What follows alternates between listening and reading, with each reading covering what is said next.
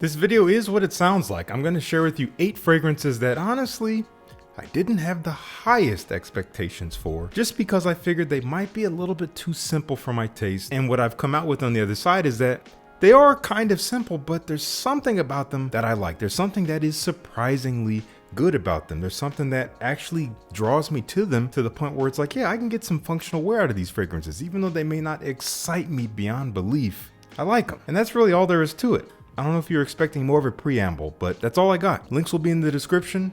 Let's dive right into it. This first fragrance is brand new to me. This company reached out and said, hey Justin, we got a new fragrance launching. Do you want to check it out? And I was like, maybe. and they told me a little bit about it, and I'm like, you know what? There's elements of this on paper that are kind of interesting. We'll see how it executes, but I'm curious. From the men's grooming brand Particle, they sent me their newest fragrance that they call Varros or Varros, whatever they call it. Simple design, very attractive, standard looking masculine bottle design. It is meant to appeal to men so that they will buy it. Maybe it'll do the same to you, maybe it won't, but I'm going to tell you what it smells like to me. This is a fairly smooth blend that is definitely in line with your mainstream male marketed fragrances, but it has an interesting combo that I haven't quite experienced. It has a lot of typical players like aromatics, citruses, spices. There's lots of lavender, lots of woods, and there's some sweetness, but the heart of this fragrance is what made me want to get closer to it. It's coconut with aquatics and this fougere-like element to it. Very interesting. A coconutty aquatic fougere accented with some clean lavender and citruses and underpinned by some wood, some musk, and some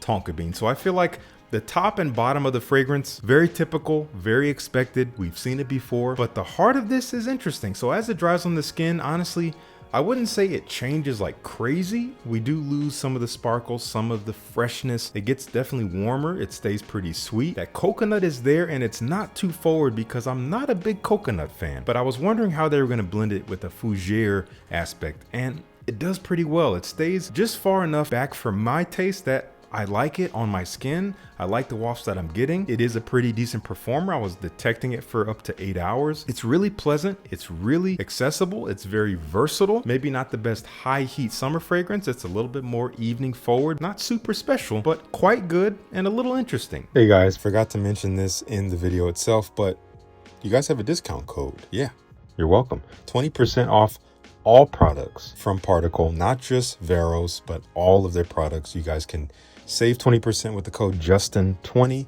There's going to be a link in the description and all the stuff you need to know. But yeah, just wanted to let you know. That's Varros. Going to have information to them down in the description. I did a first impressions on this fragrance, and I can easily say, and I said it in that video, that this is, I believe, the best in this line. This is the best flanker from this collection, from YSL, from the Myslf collection, which gets a lot of heat these days, good and bad. We got Myslf L'Absolu. I don't love the name. I just hate that they keep recycling these generic flanker names, L'Absolu, Absolu, Parfum, Extreme, all the intense, all the stuff. I'm tired of all that. But how does it smell? It smells great. It is definitely the most refined version of this profile, and I think maybe the most masculine. So guys who smell the Parfum and whatever else they had, there's 2 others. If you thought they were a little bit too soft, a little bit too feminine, then you might actually enjoy this one. It has this zingy ginger bite in addition to that soft, smooth, pillowy, orange floral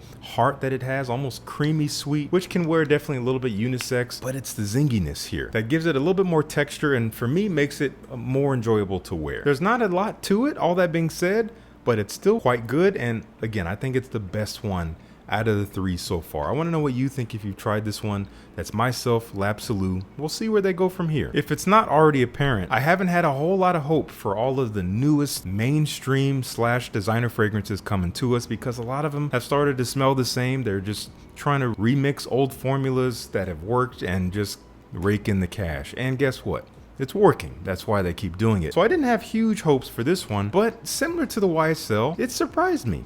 I can easily say this is a pretty good fragrance. This is from Hugo Boss. They call it Boss Bottled Beyond. Now I'm glad it's not Elixir L'Exclusive at L'Absolu Intense, but Beyond, That's a little corny, but we're gonna let it slide because they're trying to be different, so I respect that. This is another simple scent profile that has some personality to it. That's what I like about it. I smell it and I'm like, I think I could tell this apart from a few other contemporary modern men's fragrances. It is leathery, it is gingery, and it is woody. I get a dry, not super realistic leather, but supple, definitely has some texture, definitely has a little bit of roughness to it, but doesn't smell like anything abrasive or challenging or off-putting, which makes sense. And it is accented with that ginger, warm, spicy, not a huge dose of it, but it is present. It does characterize the face of the scent. And behind that, there is this nondescript dry woodiness. It dries down sweet and woody in a way that is not all that interesting. I feel like the personality of the scent really shines in the opening and the heart of it, but as it dries, it's like, okay, we got another designer fragrance here, but it's good. It's pleasant. It's one that's going to be super likable. Most people will enjoy this off of your skin, and it's fairly versatile, especially outside of the hottest weather. Boss Bottled Beyond.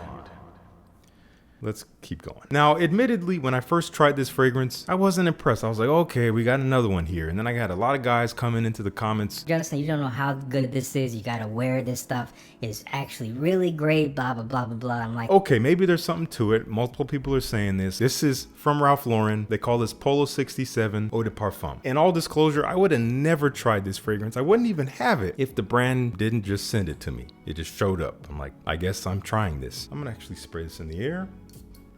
Yeah, there's a typical nature to it, but there's something about it. It's so elegantly playful. There's something borderline juvenile, but it doesn't go all the way there. It still feels fairly masculine. It still feels like something a guy or why is the sun it's got a lot to say here. Give me a second. Polo 67, typical elements, fresh, spicy, citrusy. I think there's cardamom, maybe some mandarin orange, and you definitely have this fruity pineapple that I like. I like this fruity sweetness that does come from the heart, but immediately there's a dryness to it that saves it for me. Some woods, maybe vetiver. There's some resin down there, some kind of vanillic resin that keeps it sweet all the way through. It's mostly sweet and fresh. Not the most definitive, might remind you of other things very peripherally, but it's actually a very pleasant wear. I can't really put a pin on it. I just like it. I like the way it smells. I don't love it. I probably never will, but I like it. So it surprised me. That is Polo 67 EDP. Let me know what you think. We've got a niche fragrance here, and I wouldn't call this basic by any means. It actually has a pretty definitive vision that it's trying to convey. There is something specific that frames this fragrance, but the overall profile comes off as something easy, something that seems like it's marketed to the masses in some ways, especially those who love nostalgia and fragrances back to the 1990s. From Kilian, we have Blue Moon Ginger Dash. I will say two things about this fragrance. Number one, it doesn't smell quite as interesting as it sounds. But number two, it smells really good. It really executes what it's going for. It is this cooling, fresh, icy, like vodka on the rocks type of feel with a little bit of ginger. I don't actually get a ton of ginger out of this. It's not super zingy and warm and spicy.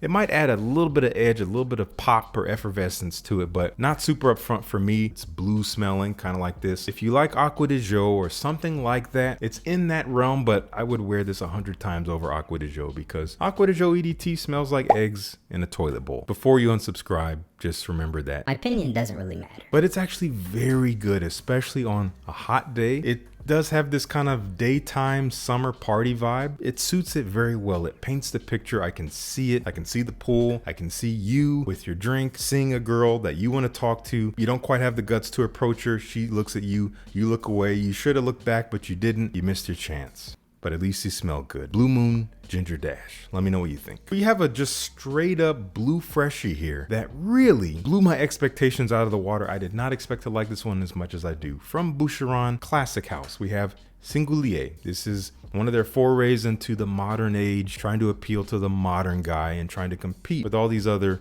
designer brands doing their blue fragrances. It's just good. It is a smooth blue. It's one of the smoothest blends I've ever smelled as far as a designer blue fragrance. There's a richness here. It will remind you of something like Bleu de Chanel Eau de Parfum, maybe blended with some other blue scents. People say Sauvage. I don't really get much of a Sauvage vibe out of this. It's clean, aromatic. I think you get some minty geranium, maybe some lavender. I don't remember what else is in here, but it's all the typical players that you would see that creates a clean smelling, fresh, woody blue fragrance. But it's just good. It's really the blend. It's the smoothness here that surprised me the absolute most, and that makes it very wearable for me. I like to wear this casually, yes, but maybe even a little bit more dressed up for the daytime when I want something clean and easy and kind of forgettable, but just a little bit more elevated than your standard blue freshie. And this is incredibly inexpensive, at least at the time I'm recording this. Boucheron Singulier. I want to know your thoughts. From Azzaro.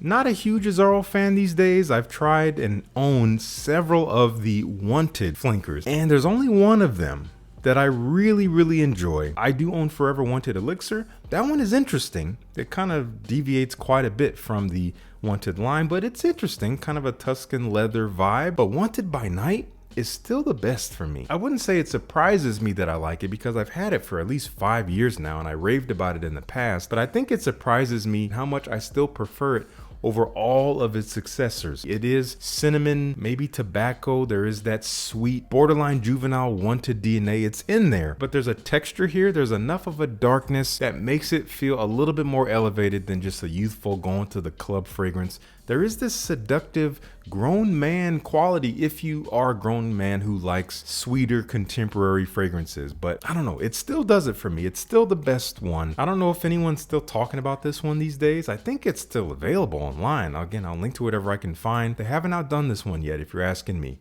That's Wanted by Night. And the final fragrance, this is a new release from Parfums de Marly, not their newest, but definitely one of their newest. And I did a whole video about it where I bought it in the store, I wore it, I reported back, I did all this kind of live update vlog style. It has grown on me little by little. I enjoy it more than I was expecting to enjoy it from the get-go. And what surprises me is that I just continue to keep liking it. This is called Castley. Now, is it special? Absolutely not. This is not a special fragrance, and especially for the price that it goes for, be very sure that you want this. Don't just blind buy this one because you might be disappointed. Not because it doesn't smell good, it just doesn't smell any better than some of the other fragrances I've talked about as far as being a mass appealing profile, and that is what it was created to be. There's no denying it here. Yes, there's a little bit of an elevated nature here with some spices that really dictate the scent, and you have a lot of Akigala wood, which is a little bit of a played out ingredient these days. It's kind of all over every popular fragrance, especially ones that are woody forward, but here it's done well. It's citrusy, it's spicy, it's clean, fresh, it gets warm, woody, almost metallic musky as it dries. I do get a little bit of a resemblance to Sedley, especially in the heart of the scent. The core of it almost has that structure that you get from Sedley, but it does kind of do its own thing. It really sets itself apart the most when you first spray it. It's very spicy and almost vegetal in this interesting green way. I do find it interesting at first spray, but after, 30 minutes, I'm like, okay, yeah, it's a pleasant, high quality, niche, mass appealing fragrance. That's good, but definitely sample first. I want to know if you're a fan of Castley from Parfums de Marly. I want to know if you're a fan of any of these. Let me know down in the comments. Let's talk about it.